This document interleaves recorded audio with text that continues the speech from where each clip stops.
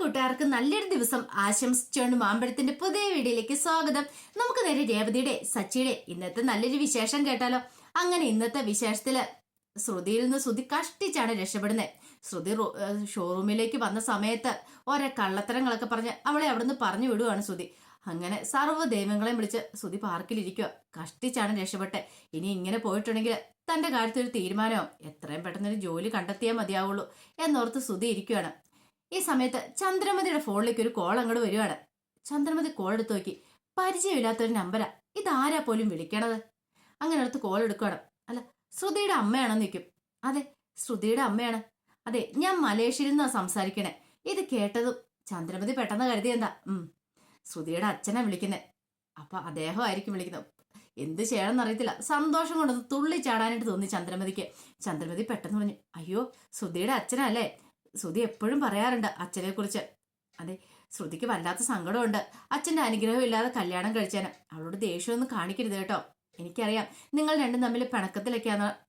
എത്രയാന്ന് പറഞ്ഞാലും മോളല്ലേ. അവളോട് ദേഷ്യമൊന്നും കാണിക്കേണ്ട കാര്യമില്ല. അതെ, ഇങ്ങോട്ട് വരുന്ന കാര്യം പറയാനാണോ വിളിച്ചേ, അതോ ഇനിയിപ്പം ഞങ്ങൾ അങ്ങോട്ട് മലേഷ്യക്ക് വരണോന്ന് ചോദിക്കുക.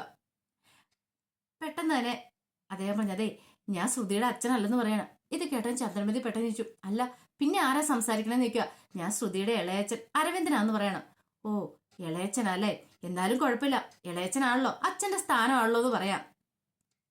പിന്നീട് ചോദിച്ചു, അല്ല ശ്രുതിയെ വിളിച്ചായിരുന്നെന്ന് ചോദിക്കും. ഇല്ല, ഞാൻ ശ്രുതിനെ വിളിച്ചില്ല എന്ന് പറയണം. ഈ സമയം ചോദിച്ചു, അല്ല ശ്രുതിയുടെ അച്ഛനില്ല എവിടെയെന്ന് ചോദിക്കണം. ഉണ്ട്, അദ്ദേഹത്തിന് ഇച്ചിരി വയ്യാതിരിക്കുമെന്ന് പറയണം. വയ്യാതിരിക്കും, എന്ത് പറ്റി? അദ്ദേഹത്തിന് ചെറിയ അസുഖങ്ങളും കാര്യങ്ങളൊക്കെ ഉണ്ട്, അതുകൊണ്ട് ഹോസ്പിറ്റലാന്ന് പറയണം. ഓ അങ്ങനെ, അപ്പൊ ഇത് ശ്രുതിക്ക് അറിയത്തില്ലല്ലേന്ന് ചോദിക്കണം. ഇല്ല, ശ്രുതിയോട് വിളിച്ച് പറഞ്ഞിട്ടില്ല എന്ന് പറയും.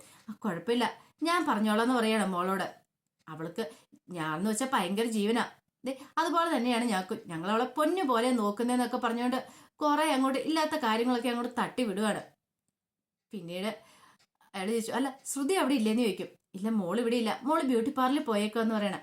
എന്നാ ശരി, ശ്രുതി വരുമ്പോൾ ഞാൻ വിളിച്ചെന്ന് പറഞ്ഞാൽ മതി, ഇളയച്ചൻ വിളിച്ചെന്ന് പറഞ്ഞാൽ മതി എന്ന് പറയാം. അത് കേട്ട് കഴിയുമ്പോൾ ശ്രുതിക്കൊരു ഭയമൊക്കെ വരുമെന്ന് പറയണം. ഭയോ? അതെന്തിനാ ഭയക്കണേ? അല്ല, അത് പിന്നെ അറിയാലോ, കാര്യങ്ങൾ അറിയാലോ. ഇപ്പൊ തന്നെയാണെങ്കിലും അച്ഛനുമായിട്ട് അവള് ദേഷ്യത്തിലല്ലേ. അപ്പൊ ആ ഒരു ഇത് അവൾക്കുണ്ട്.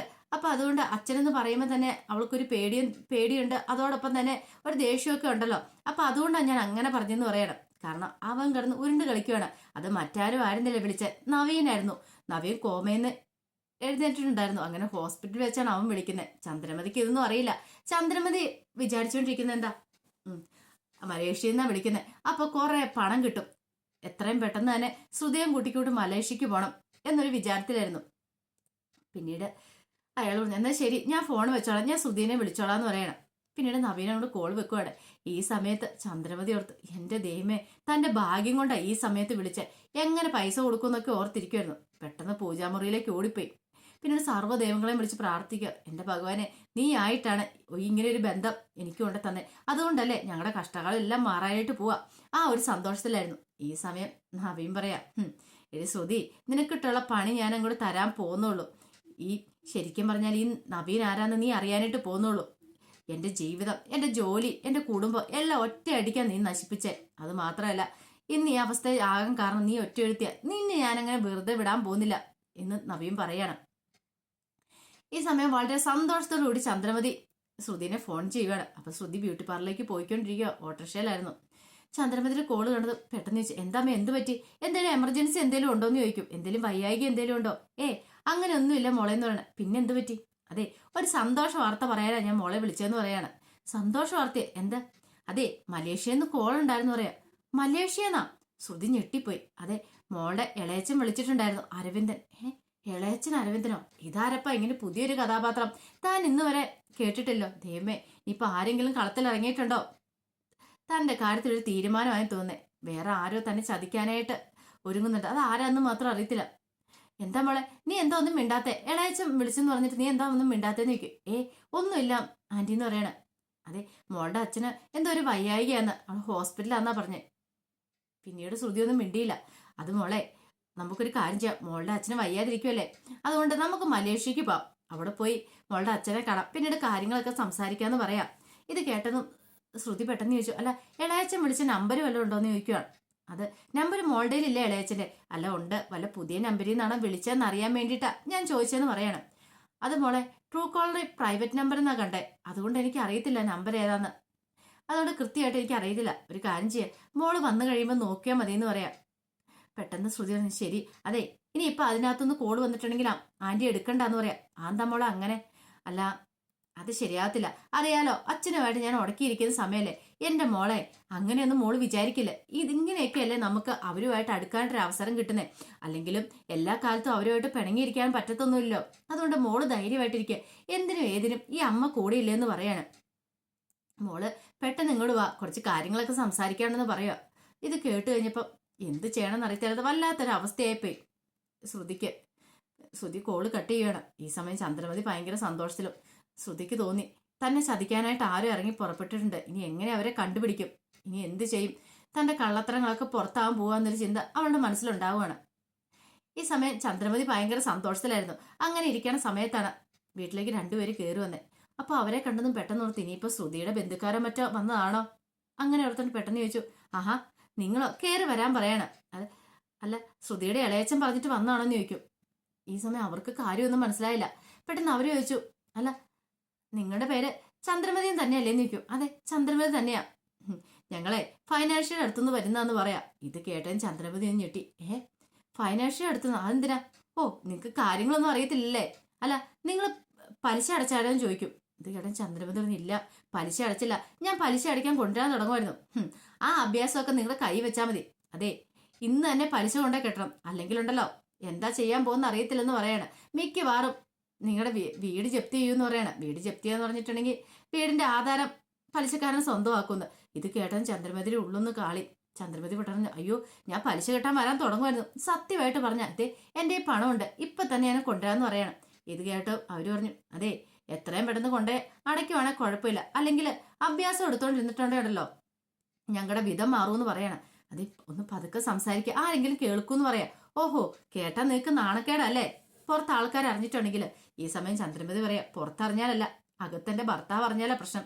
രവിയേണ്ണ എങ്ങാനും ഇതെങ്ങാനും കേട്ടോണ്ട് വന്ന അതോടുകൂടി തന്റെ കാര്യത്തിലൊരു തീരുമാനമാവും. ദൈവമേ എന്താ ചെയ്യണ്ടേ? പിന്നീട് ചന്ദ്രമതി പറഞ്ഞു, ശരി ശരി ഞാനേ പണമായിട്ട് അങ്ങോട്ട് വന്നേക്കാം, നിങ്ങൾ പോയിക്കളാൻ പറയണം. അത് ഞങ്ങൾക്ക് കുടിക്കാൻ കുറച്ച് വെള്ളം തരുമെന്ന് ചോദിക്കാം. ഇവര് പോകുന്ന ലക്ഷണം കാണുന്നില്ല, ഇനി എന്താ ചെയ്യുന്നേ? പെട്ടെന്ന് ചന്ദ്രമതി പറഞ്ഞു, അത് പോകുന്ന വഴിക്ക് നിനക്ക് വാങ്ങിച്ചു കുടിച്ചാൽ പോരെ? എന്താ ചേച്ചി ഇച്ചിരി വെള്ളം പോലും തരാൻ പറ്റില്ലെന്ന് ചോദിക്കുക.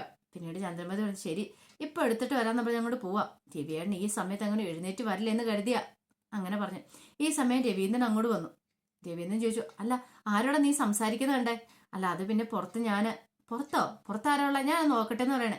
വേണ്ട വേണ്ട, അവരോട് വാടക വീടുണ്ടോന്നോ മറ്റേ അന്വേഷിച്ച് വന്നാന്ന് പറയണം. ഓ അങ്ങനെയാണല്ലേ. അല്ല നീ ഇതെങ്ങോട്ടാ? ഞാൻ കുറച്ച് വെള്ളം അവർക്ക് കുടിക്കാൻ വേണമെന്ന് പറഞ്ഞു, അതെടുക്കാനാന്ന് പറയണം. അങ്ങനെ വെള്ളം കൊണ്ട് കൊടുത്തിട്ട് ആകെപ്പാടെ ചന്ദ്രമതി ടെൻഷൻ അടിച്ചിരിക്കുക. ഈ സമയം രവീന്ദ്രൻ അങ്ങോട്ട് വരുവാണ്. രവീന്ദ്രനെ കണ്ടും ചന്ദ്രമതി പെട്ടെന്ന് പറഞ്ഞു, രവിയേട്ടാ നിങ്ങൾ എന്തിനാ ഇങ്ങോട്ട് വന്നേ? എന്താ എനിക്ക് എന്റെ വീട്ടിൽ നടന്നുകൂടെന്ന് ചോദിക്കാം. അല്ല അത് പിന്നെ ഞാന്. ഈ സമയം അവര് പറഞ്ഞു, എന്നാ ശരി എത്രയും പെട്ടെന്ന് അങ്ങോട്ട് വന്നേക്കണം എന്ന് പറഞ്ഞ് അവരങ്ങോട്ട് പോവാണ്. അല്ല നീ പറഞ്ഞെന്താ വാടക വീട് അന്വേഷിച്ച് വന്നാന്നല്ലേ പറഞ്ഞേ, പിന്നെന്തിനാ നിന്നോട് അവരങ്ങോട്ട് ചെല്ലാൻ പറഞ്ഞെന്ന് ചോദിക്കുക. ഇത് കേട്ടൻ ചന്ദ്രമതി പറഞ്ഞു, അതൊക്കെ രവിയേട്ടൻ വെറുതെ കേട്ടേന്റെ കുഴപ്പമായിരിക്കും, അവൻ അങ്ങനെയൊന്നും അല്ല പറഞ്ഞേ എന്ന് പറയണം. ചിലപ്പോ ഞാൻ കേട്ടേന്റെ കുഴപ്പമായിരിക്കും എന്ന് രവീന്ദ്രനും പറയണം. രവീന്ദ്രന് പ്രത്യേകിച്ച് സംശയമൊന്നും തോന്നിയില്ല. ഈ സമയം ചന്ദ്രമതി വിചാരിച്ചു, ഇനി ഇങ്ങനെ നിന്റെ കാര്യമില്ല, എത്രയും പെട്ടെന്ന് ആ പലിശ കൊണ്ടേ കൊടുക്കണം, അല്ലെങ്കിൽ പ്രശ്നമാവും എന്ന് കരുതിയിട്ട് ചന്ദ്രമതി എന്ത് ചെയ്യുവാണ്, അലമാരിക്കകത്ത് പോയി പണമൊക്കെ എടുക്കണം. 1,00,000 രൂപയുണ്ട്. ആ പണം എടുത്തുകൊണ്ട് നേരെ പലിശക്കാരൻ്റെ അടുത്തേക്ക് പോകാനായിട്ട് ഇറങ്ങുവാണ്. ഈ സമയത്ത് സച്ചി മുറിയിലുണ്ടായിരുന്നു. അപ്പൊ സച്ചി രേവതിയോട് പറഞ്ഞു, അതെ ഇന്ന് ഫൈനാൻഷ്യയുടെ പൈസ കൊടുക്കേണ്ട ദിവസമാണ്, ഞാൻ ഇതുകൊണ്ട് കൊടുത്തിട്ട് വരാന്ന് പറയണേ. ഇത് കേട്ടാൻ രേവതി ചോദിച്ചു, അല്ല ഞാനിവിടെ കൂടെ വരട്ടേന്ന് ചോദിക്കുക. എന്തിന്? ഞാനിത് കഴിഞ്ഞിട്ട് എനിക്ക് ഓട്ടം ഉണ്ട്, എനിക്ക് ഓട്ടം പോകണമെന്ന് പറയാം. അല്ല ഞാൻ കുറച്ച് ദിവസമല്ലേ അമ്മേനെ കണ്ടിട്ട്, എനിക്ക് അമ്മേനെ കാണണമെന്നൊരു ആഗ്രഹം ഉണ്ടെന്ന് പറയാം. ഓ അങ്ങനെ ഞാൻ പെട്ടെന്ന് പോയിട്ട് ഇങ്ങോട്ട് തിരിച്ചു വന്നോളാം എന്ന് പറയാം. അല്ലപ്പോ നീ എങ്ങനെ വരും? ഞാനൊരു ഓട്ടോ വിളിച്ചു വന്നോളാന്ന് പറയണം. എന്നാ ശരി വരാൻ പറയാണ്. അങ്ങനെ രേവതിയും കൂടെ അങ്ങോട്ട് ഇറങ്ങി ചെല്ലുവാണ്. ഈ സമയം രവീന്ദ്രൻ അവിടെ ഉണ്ടായിരുന്നു. രവീന്ദ്രൻ ചോദിച്ചു, അല്ല നിങ്ങൾ രണ്ടുപേരും എങ്ങോട്ടാ? അച്ഛാ ഞാന് പലിശക്കാരൻ എനിക്ക് ആ പൈസ കൊടുക്കണം, അത് മാത്രമല്ല ഇവൾക്ക് വീട്ടിലൊന്ന് പോയാൽ കൊള്ളാന്നുണ്ട്. രേവതി പറഞ്ഞു, ഞാൻ ഇപ്പൊ തന്നെ പോയിട്ട് വരാന്ന് പറയണം. അല്ല അമ്മ എന്തി? അവളാണ്ടേ ആ ബാമയുടെ അടുത്തേക്ക് അങ്ങോട്ട് പോണെന്ന് പറഞ്ഞിട്ട് ഇപ്പോഴങ്ങോട്ട് ഇറങ്ങിയതുള്ളെന്ന് പറയണം. അയ്യോ അപ്പൊ അച്ഛൻ തന്നെയല്ലേ ഉള്ളെന്ന് പറയണം. പിന്നെ ഇത്രയും വലിയ എന്നെ ആര് പിടിച്ചോണ്ട് പോകാനാ? ഇതേ മോളെ നീ പോയിട്ട് വരാൻ പറഞ്ഞ് രേവതിനെ അങ്ങനെ യാത്രയാക്കുവാണ്. ഈ സമയം ചന്ദ്രമതി പുറത്തേക്ക് ഇറങ്ങി വന്നു. അപ്പോൾ അവരവിടെ ഓട്ടോറിക്ഷ കിടപ്പുണ്ടായിരുന്നു.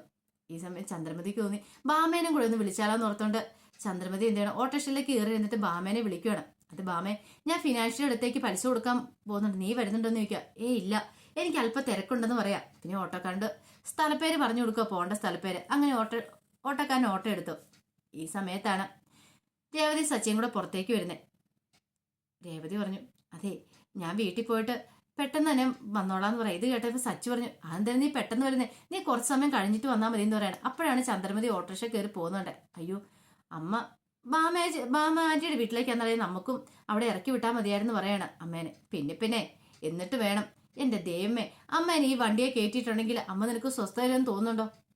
ഒരു കാരണവശാലില്ല, എൻ്റെ ഉള്ള സമാധാനം കൂടെ പോകത്തുള്ളൂ.